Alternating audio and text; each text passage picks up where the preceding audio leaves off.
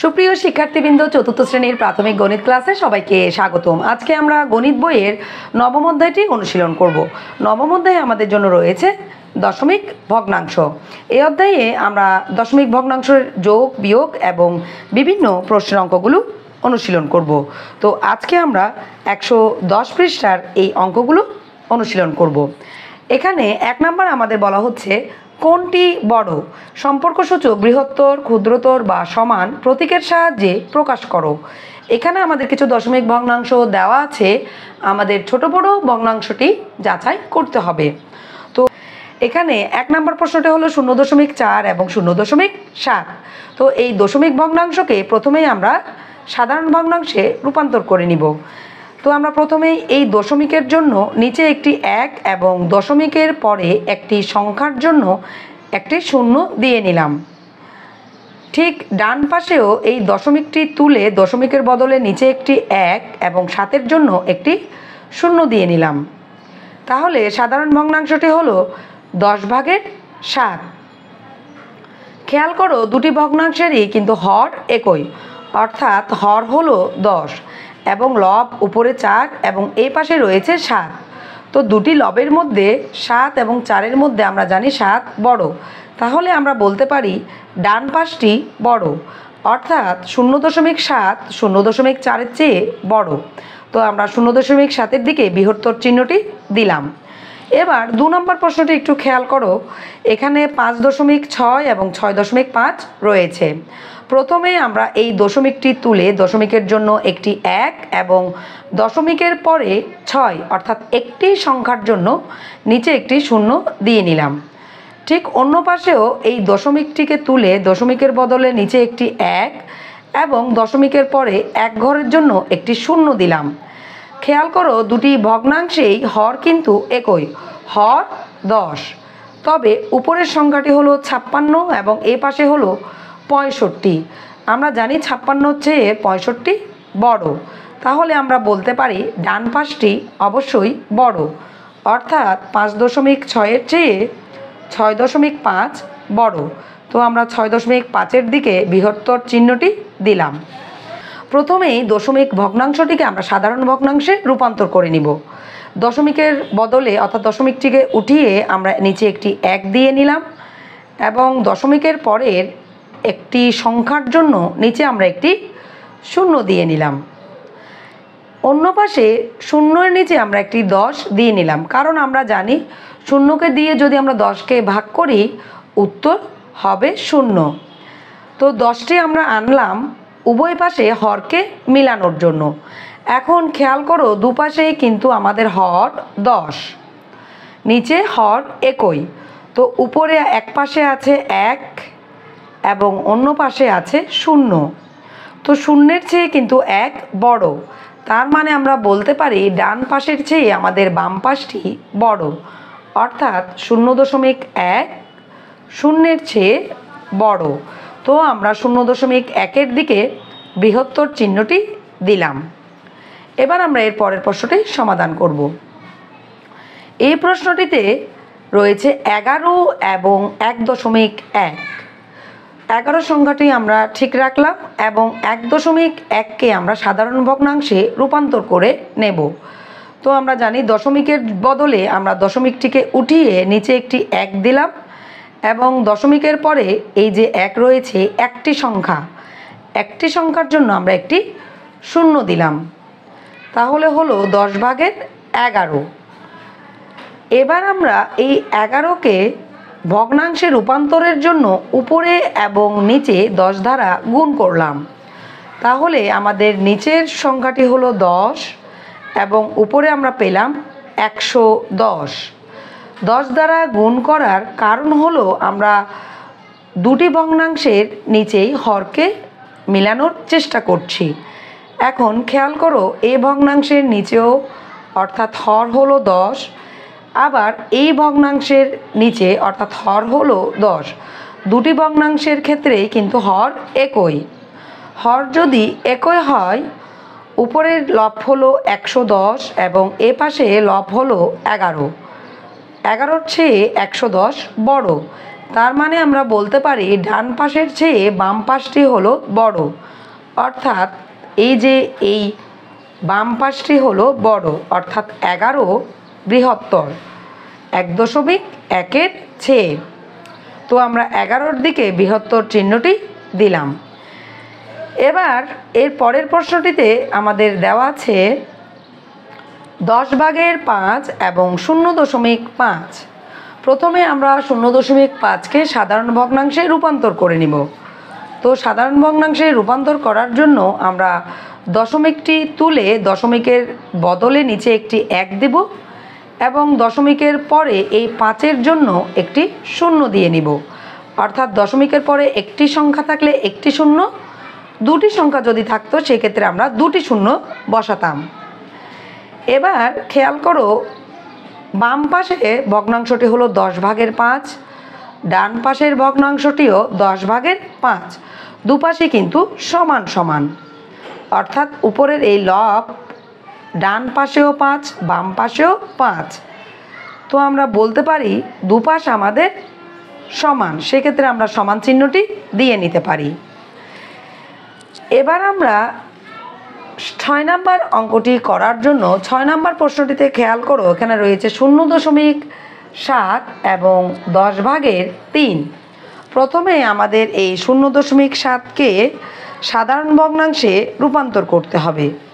সাধারণ ভগ্নাংশে রূপান্তরের জন্য আমরা জানি দশমিকটি তুলে দশমিকের বদলে নিচে একটি 1 দিব এবং দশমিকের পরে এই একটি সংখ্যার জন্য একটি 0 দিতে পারি।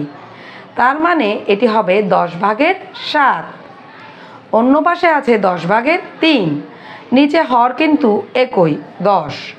তো 7 এবং 3-এর মধ্যে বড় হলো 7।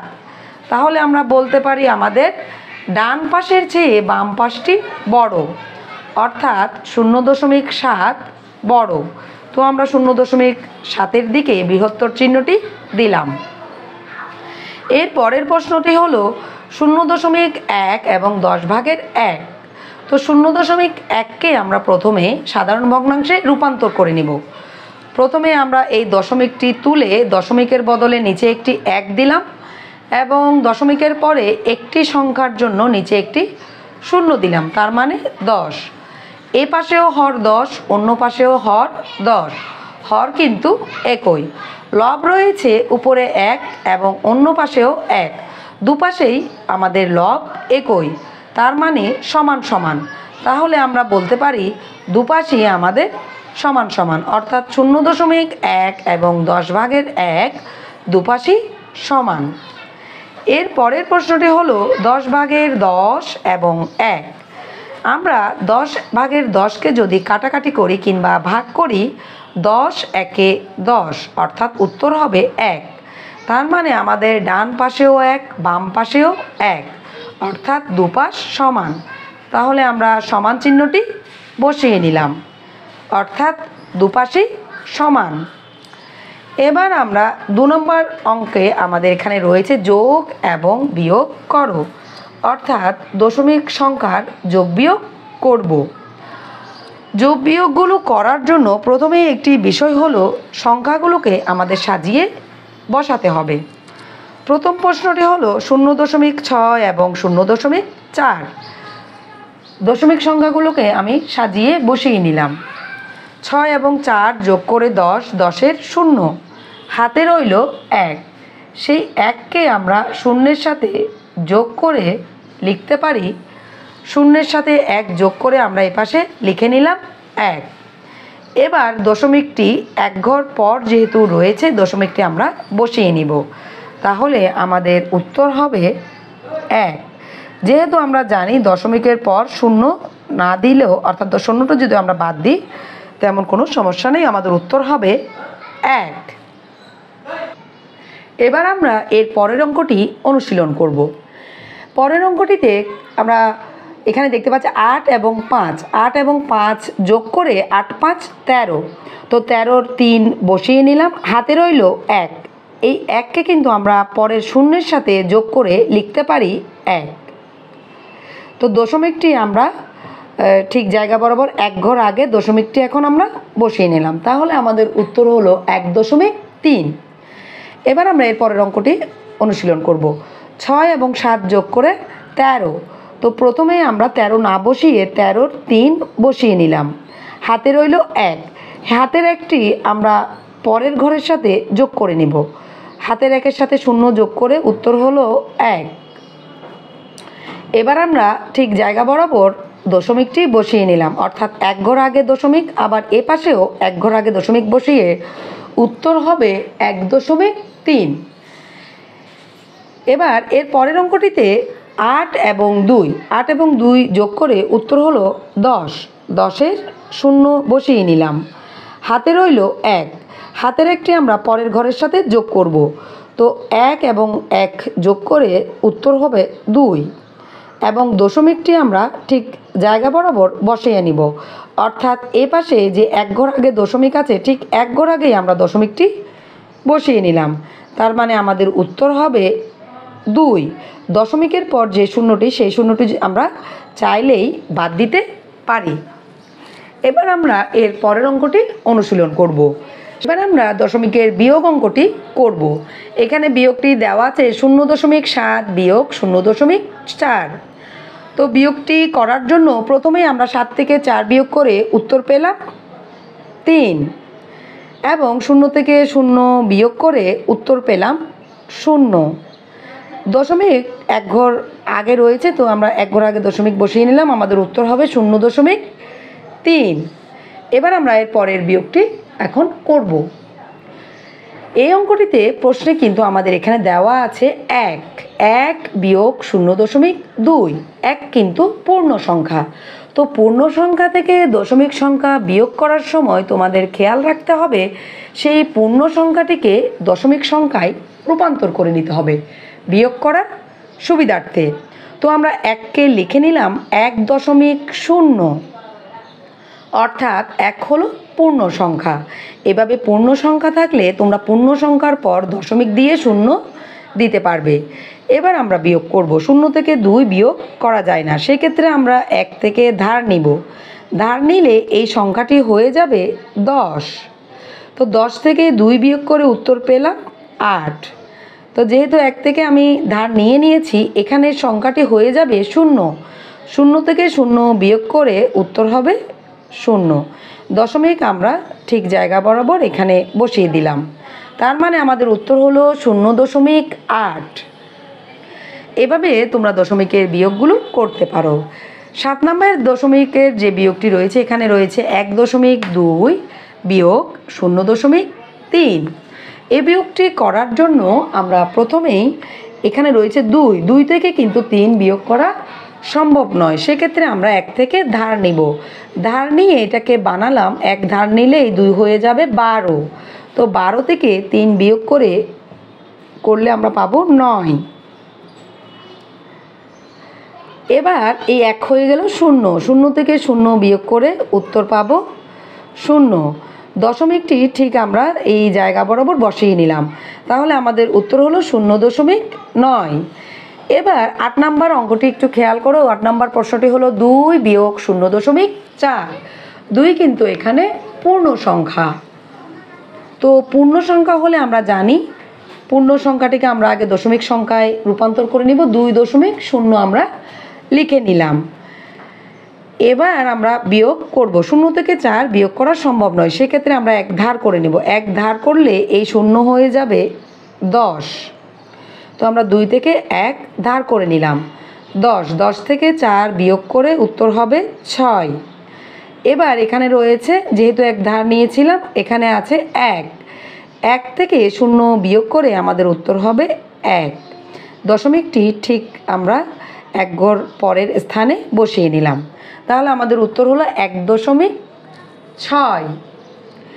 এবারে আমরা 3 নম্বরে আমাদের আরও কিছু প্রশ্ন দেওয়া আছে যোগ বিয়োগের।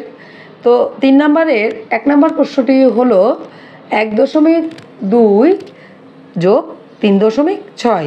তো প্রশ্নটি আমরা এখন সমাধান করব। 2 এবং 6 যোগ করে উত্তর হবে 8 বসিয়ে দিলাম। 3 এবং 1 যোগ করে উত্তর হলো 4। দশমিকটি ঠিক 1 স্থান পর আমরা এখানে বসিয়ে দিলাম, অর্থাৎ ঠিক এই বরাবর তোমরা দশমিকটি বসিয়ে নিতে পারো। পরের যোগটি করব 8 এবং 5 যোগ করে 13, 13-র 3 বসিয়ে নিলাম, হাতে রইল 1, এই হাতের একটি আগের ঘরের সাথে যোগ করব, 2 এবং 1 যোগ করে 3, 3-এর 1-এ 4, তাহলে আমরা 4 বসিয়ে নিলাম। দশমিকটি ঠিক স্থান বরাবর আমরা এখানে দশমিকটি বসিয়ে দিলাম 4.3।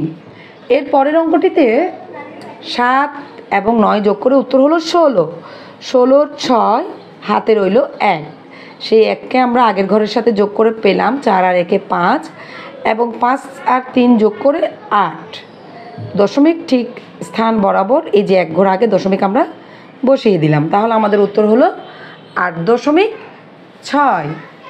এবার এর পরের অঙ্কটিতে 0 এবং 8, 0 এবং 8 যোগ করে আমাদের উত্তর হবে 8, 3 এবং 6 যোগ করে উত্তর পেলাম 9, দশমিকটি ঠিক এই বরাবর দশমিক আমরা বসিয়ে নিলাম, আমাদের উত্তর হবে 9.8। এর পরের অঙ্কটিতে 9 আর 1 যোগ করে 10, 10-এর 0 বসালাম, হাতের একটি আমরা আগের ঘরের সাথে যোগ করে নিব, 4 আর 1-এ 5, 5-এ 3-এ 8, ঠিক দশমিকটি সমান জায়গা বরাবর আমরা বসিয়ে দিলাম, তাহলে আমাদের উত্তর হবে 8.0। এবার আমরা বিয়োগের অঙ্কগুলো করব। 4 থেকে 3 বিয়োগ করলে 1, আবার 3 থেকে 1 বিয়োগ করে 2, এই ঠিক দশমিকটি আমরা স্থান বরাবর বসিয়ে নিলাম, তাহলে আমাদের উত্তর হলো 2.1। এর পরের অঙ্কটিতে 0 থেকে 8 বিয়োগ করতে হবে, তো সেক্ষেত্রে আমরা 1 ধার করতে পারি, 5 থেকে 1 ধার করলে এই শূন্যটি হয়ে যাবে 10, 10 থেকে 8 বিয়োগ করলে 2, এখানে আমার আছে 4, 4 থেকে 2 বিয়োগ করে 2, দশমিকটি ঠিক স্থান বরাবর আমরা বসিয়ে দিলাম, তাহলে আমাদের উত্তর হলো 2.2। এর পরের অঙ্কটিতে 6 থেকে 6 বিয়োগ করে 0, 7 থেকে 1 বিয়োগ করে 6, দশমিক ঠিক তার স্থান বরাবর বসিয়ে দিলাম। 3 থেকে 5 বিয়োগ করা সম্ভব নয়, আমরা 1 ধার করে নিলাম, 1 ধার করলে আমাদের এই 3 হয়ে যাবে 13, 13 থেকে 5 বিয়োগ করে আমরা পেলাম 8। এবার এখানে আছে 5, 5 থেকে 5 বিয়োগ করে উত্তর হবে 0, দশমিকটি ঠিক তাদের সমান স্থান বরাবর আমরা দশমিকটি বসিয়ে নিলাম, তাহলে আমাদের উত্তর হবে 0.8। সর্বশেষ যে অঙ্কটি রয়েছে 1 থেকে 9 বিয়োগ করতে হবে, সেক্ষেত্রে আমরা 1 ধার করতে পারি, 9 থেকে 1 ধার করলে এই 1 হয়ে যাবে 11, 11 থেকে 9 বিয়োগ করে আমরা উত্তর পেলাম 2, এবং এপাশে আছে 8, 8 থেকে 8 বিয়োগ করে উত্তর হবে 0, দশমিকটি ঠিক স্থান বরাবর আমরা দশমিক বসিয়ে দিব, তাহলে আমাদের উত্তর হলো 0.2। তো এখন আমরা সকল দশমিকের যোগ বিয়োগের অঙ্কগুলো সমাধান করে নিলাম। 4 নম্বরে আমাদের একটি প্রশ্নের অঙ্ক দেওয়া আছে, প্রশ্নটি আমরা প্রথমে একটু পড়ে নিব। গৌতমের বাড়ি বিদ্যালয় থেকে 8.2 কিলোমিটার পশ্চিমে, এটি হলো গৌতমের বাড়ি, অর্থাৎ এই বিদ্যালয় থেকে গৌতমের বাড়ির পশ্চিম দিকে, এই যে এপাশ হলো পশ্চিম দিক, তো 8.2 কিলোমিটার পশ্চিমে। আবার সীমার বাড়ি বিদ্যালয় থেকে 9 কিলোমিটার পূর্বে, এই যে বিদ্যালয় থেকে এই পাশটি হলো পূর্ব দিক, তো 9 কিলোমিটার দূরে হলো সীমার বাড়ি। তো আমাদের করতে বলা হচ্ছে গৌতমের বাড়ি থেকে সীমার বাড়ির দূরত্ব কত কিলোমিটার। আমাদের এই গৌতমের বাড়ি থেকে সীমার বাড়ির মোট দূরত্ব আমাদের এখন বের করতে হবে।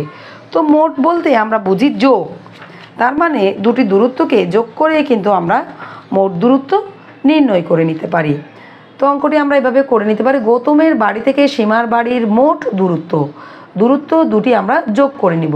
খেয়াল করো এখানে 9 কিন্তু পূর্ণ সংখ্যা, তো আমরা জানি পূর্ণ সংখ্যাকে দশমিক সংখ্যার সাথে যোগ করার জন্য প্রথমেই দশমিকে রূপান্তর করে নিতে হবে।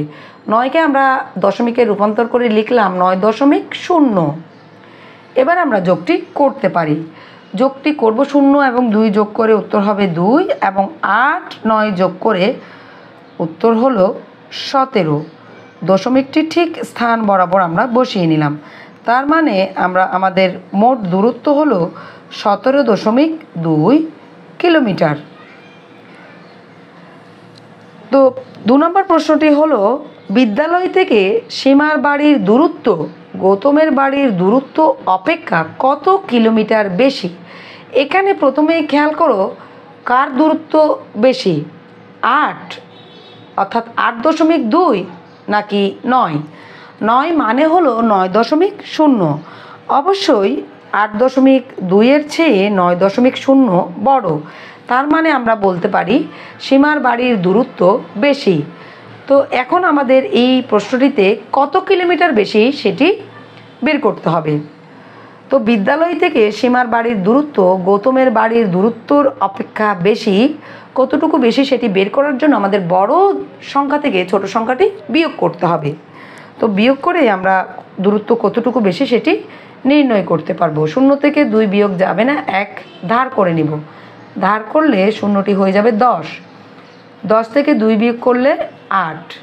এ পাশে হলো 8। 8 থেকে 8 বিয়োগ করে 0। দশমিকটি ঠিক আমরা স্থান বরাবর দশমিক এখানে বসিয়ে নিলাম। তার মানে উত্তর হলো 0.8 কিলোমিটার।